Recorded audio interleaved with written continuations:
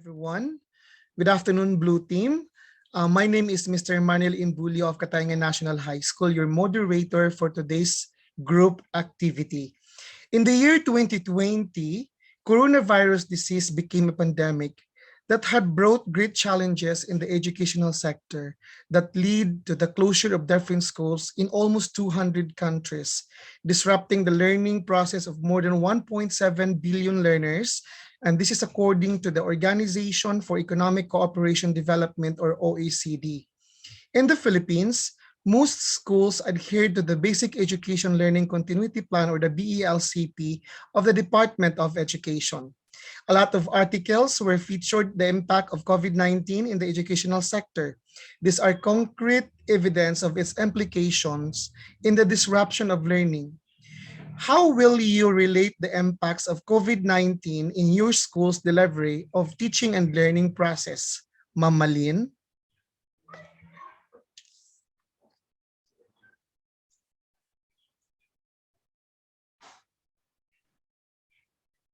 Wait lang. Ayan. Apa. Nawawala. So on our school po,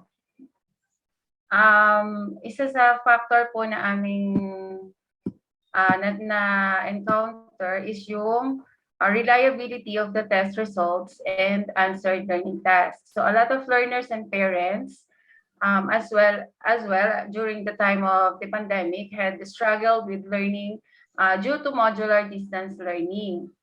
Several learning tasks were left unanswered due to parents' educational background, and some learners are non-readers or struggling readers, which is why they can cope with the lessons in the modules. In addition, there were also cases where parents wrote learners' outputs to comply naman po and submit the given task for the week. Some parents do their homework answers from the modules. That's why they can't measure the reliability of the results of their output. So because of this challenge, our school, especially we as teachers and advisors, we decided to make a way on how to tap our students and parents so that we can help them in answering and doing their tasks. Since the learners can't do it alone po, for non-readers, we have intervention materials made. We made an intervention materials so that on how they were able to read, and also we conducted webinar po on how parents teach their kids in reading. We also do home visitations every Friday din po, since kids are not allowed din po to enter the school during those times. They can also text us or call us, or most of the time, we are the one who did that po. Kami po yung tumatawag, and then we call them so we can teach them on their lesson directly. And for those who have internet access naman po, or internet connections, since our city government provided a tablet for them nitong nag-pandemic po, we can do it online. They are trying to make a way to connect to the internet for the continuous process po namin ng reading, teaching, and learning na rin po. But of course, because of different safety protocols during pandemic, we really had a hard time in teaching their children na rin po. So wala pong choice. They are the one who answered modules in order to comply. Thank you, ma'am. Thank you, sir. Yeah, thank you. Sometimes the reason why learners do not comply with the given activities is because they cannot comprehend what they are reading. This is sad reality that there are a lot of cases in struggling readers and worse, non-readers. Let me ask the school principal, Sir Neil Enriquez, to share the external factors that affected his school during the pandemic. Sir Neil?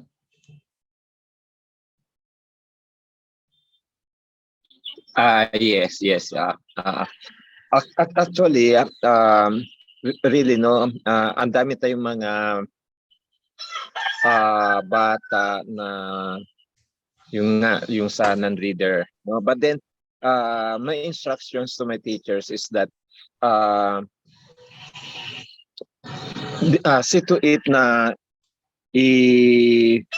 pwede pa rin i-assess yung mga bata, no? And then with the what is this records of the previous years, lalo na yung mga slow reader and yung mga non-readers talaga, I let them give materials for yung parang beginning reading talaga, no? Just like for example, and yung mga words na may kasamang picture, just like for example, let's say apple, no? Apple. So merong yung word na apple at saka may picture na apple, and then we also give instructions to parents on how they are going to assist their children, no, on how to develop their reading. So far, siguro lahat naman na medyo frustrated sa mga ganong bagay, it is because most especially yung mga remote areas na ang mga parents ay wala talagang background with regards to education, kasi hindi lahat ng mga parents na nakapag-aral, no? So yung school namin is a remote school na wala talagang signal, that we cannot even contact them through phone or through messenger, no?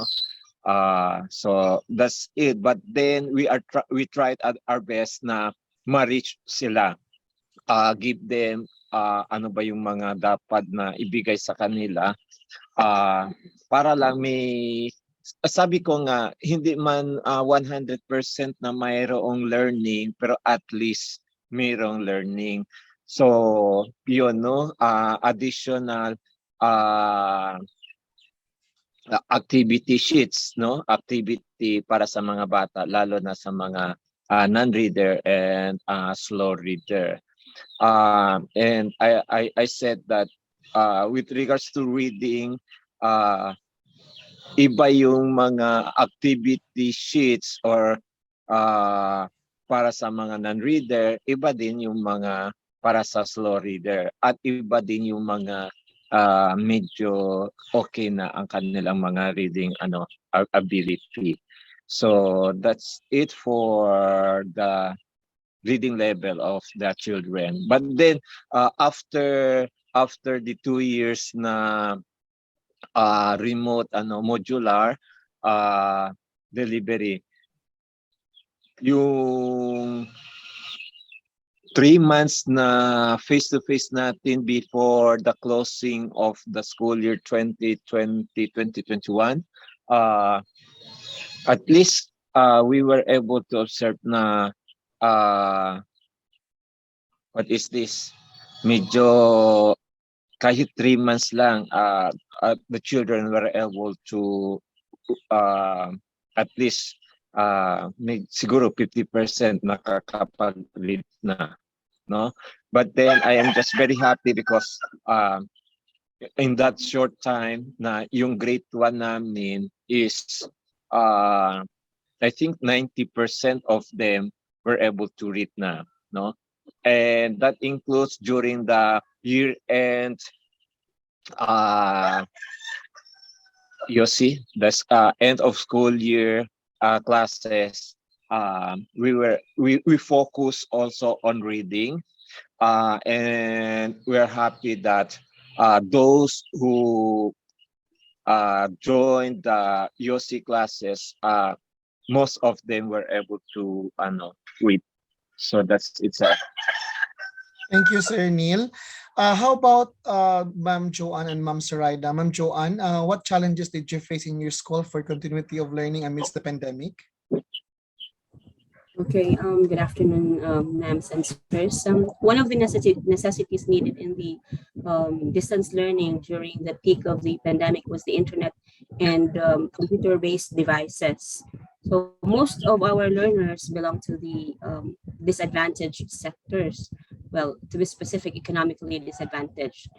So they have a minimal to zero access to the internet, and they do not have the gadgets as well to utilize them to access the resources provided by the school. And basically, the lack of excuse me, the lack of equipment to utilize for internet access hinder their learning opportunity. And it's not just the learners that were having the problems, but also the teachers. They were not given equal internet opportunity to maximize the use of internet applications that can be utilized in the teaching learning process due to poor internet connectivity. So a digital divide is very evident among learners and teachers.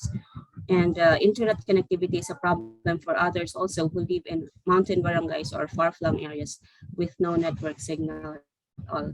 The good thing about it during the last part of the pandemic was that on the division distributed tablets for grade 1 learners. So instead of putting the materials online, we shared them an offline copy of the materials.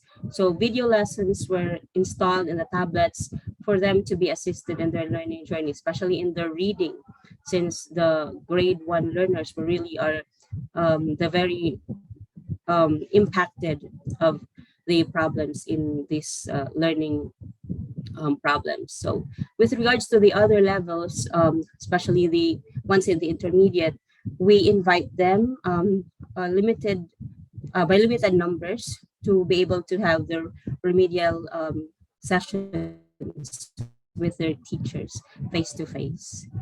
That's all, sir.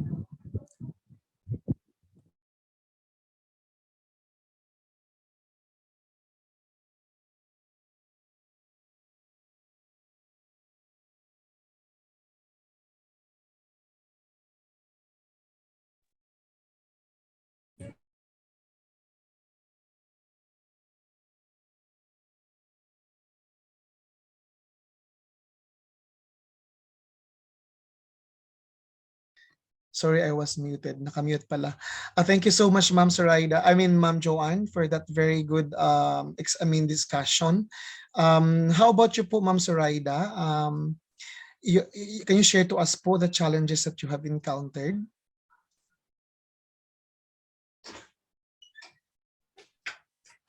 Yes, good sir. Good afternoon. The challenges that I have faced in our school for the continuity of learning amidst the pandemic is this increasing the number of struggling pupils, especially from the lower grades or even in the higher grades.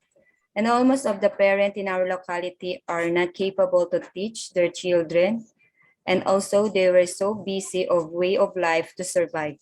So the parents received or got the modules and retrieved without any answers.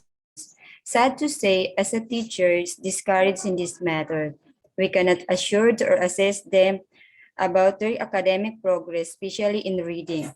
And at because of no child left behind, we pass them. And also, sir, in our locality, hindi po namin siya na-assess yung mga bata kung may mga learning sila sa in their home. Kasi ang mga parent po, sir, once lang sila kumukuha ng modules and then in-retrieve without answer. So discouraging po talaga as a teacher. And then ang ginagawa po namin after ng retrieval po ng modules is nag-send po kami or nagre-reproduce po kami ng printed activity sheets na mas madali po sa kanila. And then kahit mga ate na lang nila or mga siblings na mas matanda na nakaka-guide, at least madali na lang kasi because of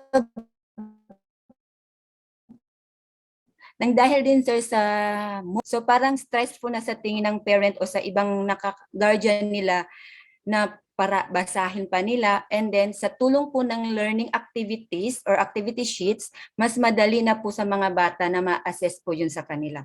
So doon po kami nagdedepende sa assessment tool na binibigay po namin, sir. Thank you so much, Ma'am Zoraida.